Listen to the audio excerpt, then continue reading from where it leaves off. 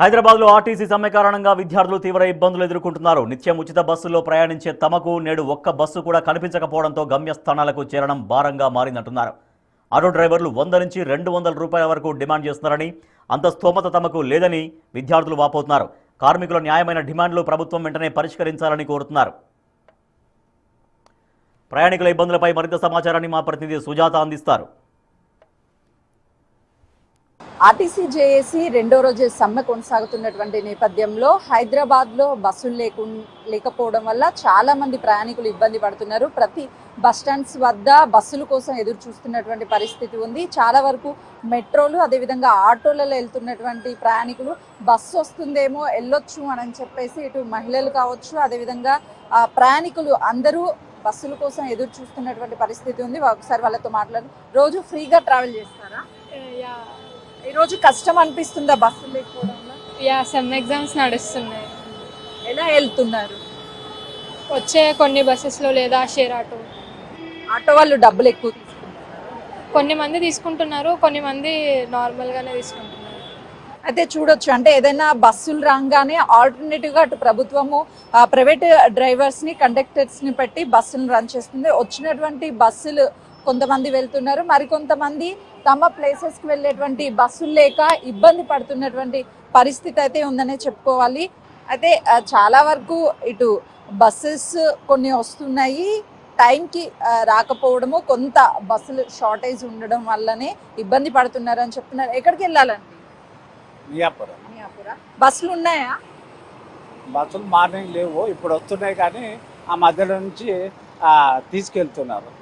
వాళ్ళ డిమాండ్ కూడా తప్పేం లేదు.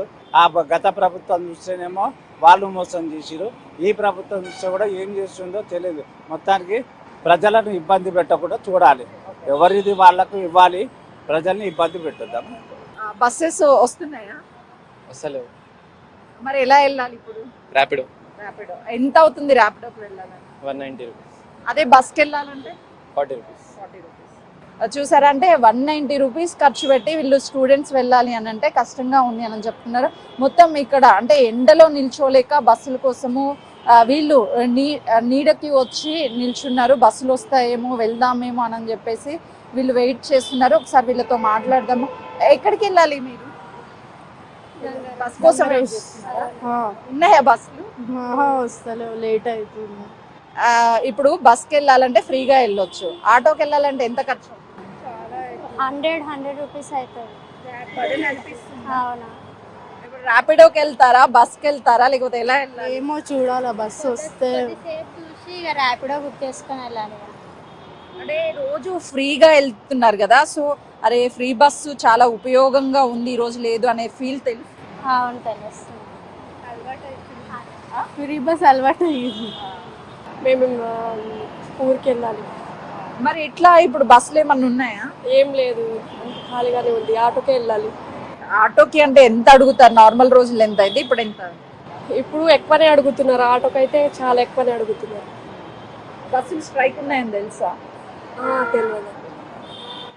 చాలా మంది తమ ఊర్ల నుంచి అంటే విలేజెస్ నుంచి కావచ్చు, లేకపోతే ఇక్కడ వేరే రాష్ట్రాల నుంచి వచ్చిన వాళ్ళకి బస్సులు స్ట్రైక్ ఉన్నాయని మాకు తెలియదు. ఇప్పుడు బస్సులు రాకపోవడం వల్ల ఆటోలకి వెళ్ళాల్సినటువంటి పరిస్థితి ఉంది. ఆటోకి వెళ్ళాలి అంటే సాధారణ రోజుల్లో 50 రూపాయలు తీసుకున్నటువంటి ఆటో డ్రైవర్స్ కొంతమంది అదనంగా 100 లేదంటే 200 అడుగుతున్నారు. మిగతా వాళ్ళంతా నార్మల్గానే తీసుకువెళ్తున్నారు. దూర ప్రాంతాలకు వెళ్ళాలి అంటే ఆటోల్లో వెళ్ళలేం కాబట్టి కార్లు కిరాయికి మాట్లాడుకొని వెళ్ళాలి అంటే అంత డబ్బు కూడా ఖర్చు చేయాలి అంటే మా స్తోమత అంత ఉండదు కదా, ఎలా వెళ్ళాలి, బస్సులు త్వరగా నడపాలి. ఇప్పుడు ఉచిత బస్సు ప్రయాణ విలువ అనేది మాకు తెలుస్తుంది, రోజు దానికి అలవాటు పడి ఉన్నాము. ఖర్చు కూడా నెలవారీ వస్తే అంత ఖర్చు అయ్యేటువంటి డబ్బులన్నీ మాకు మిగులుతాయి. ఇప్పుడు ఆ డబ్బులు మిగలవు కాబట్టి కొంత బాధగానే అనిపిస్తుంది అని కూడా అటు ప్రయాణికులు చెప్తున్నారు. కెమెరామెన్ శ్రీకాంత్తో సుజాత, హైదరాబాద్.